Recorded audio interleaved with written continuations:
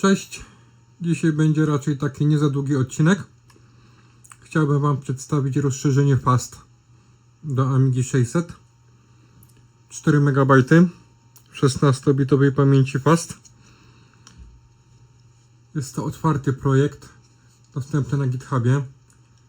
Tutaj jest adres. Przed chwilą sprawdzałem, strona działa. Płytki do tego rozszerzenia można bezproblemowo zamówić na PCBWay. Są dostępne. Nawet 10% przekazują autorowi.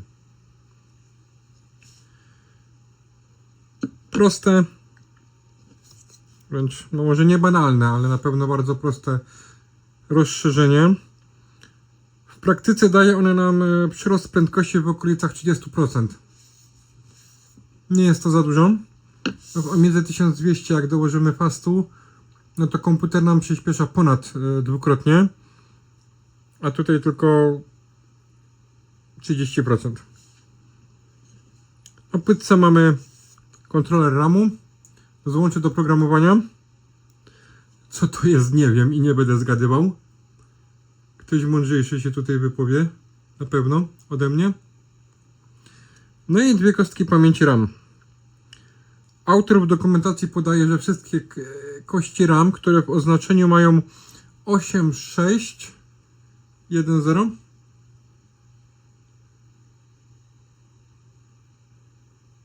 powinny działać. Jest. 8160.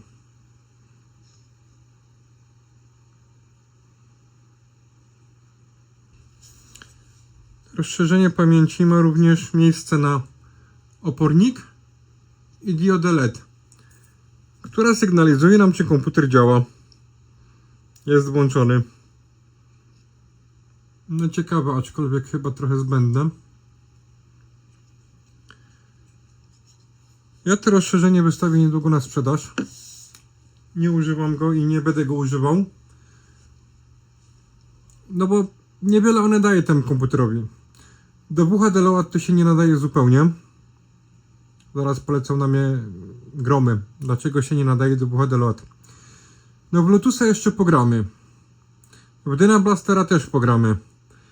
Ale na przykład wszystkie gry, które wymagają save'ów, to jest Scanner Fodder, Subreteam, no i multum innych, no to już tutaj nam nie zadziałają. To znaczy uruchomić grę uruchomimy, pograć pogramy, ale nie zapiszemy stanu gry. Ponieważ WHD Load wymaga do tej operacji procesora 68010. Na zwykłej Motorolce 68000 tego zrobić się nie da. Przynajmniej ja nie znam rozwiązania. Tak więc jak chcemy mieć WHD Load w Amidze 600, no to trzeba coś lepszego. Z procesorem zerem 68020 albo z 30. To nam daje tak faktycznie trochę więcej fastu. Nie jest oczywiście wzrost szybkości, taki bardzo delikatny, widać to pod workbenchem. No ale w Cytadele i tak się nie da komfortowo grać. No, to jest za wolny procesor do tego typu operacji.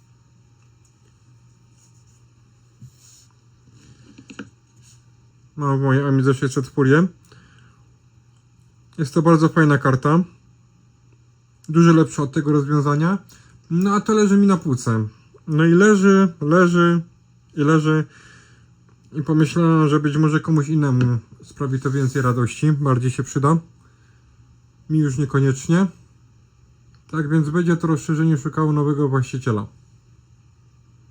Tak wygląda strona projektu tego rozszerzenia pamięci. Mamy tutaj obrazek.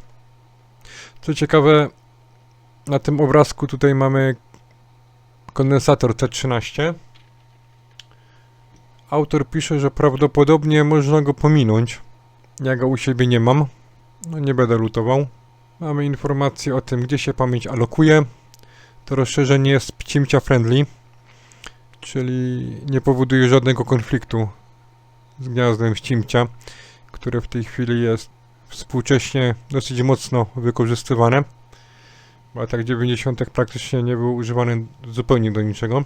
Autor nas tutaj informuje, że jego projekt jest kopią, klonem właściwie. On tutaj użył na stronie internetowej klonem, a tutaj napisał, że bazuje na projekcie Keepera 2K.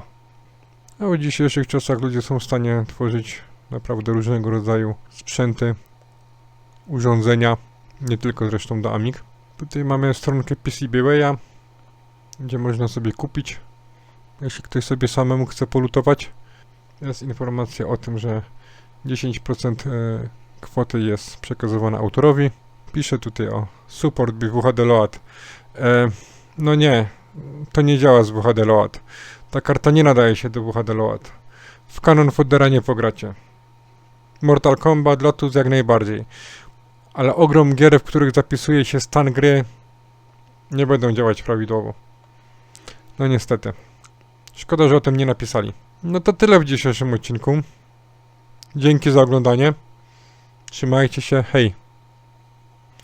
Zapomniałem powiedzieć, bądźcie zdrowi.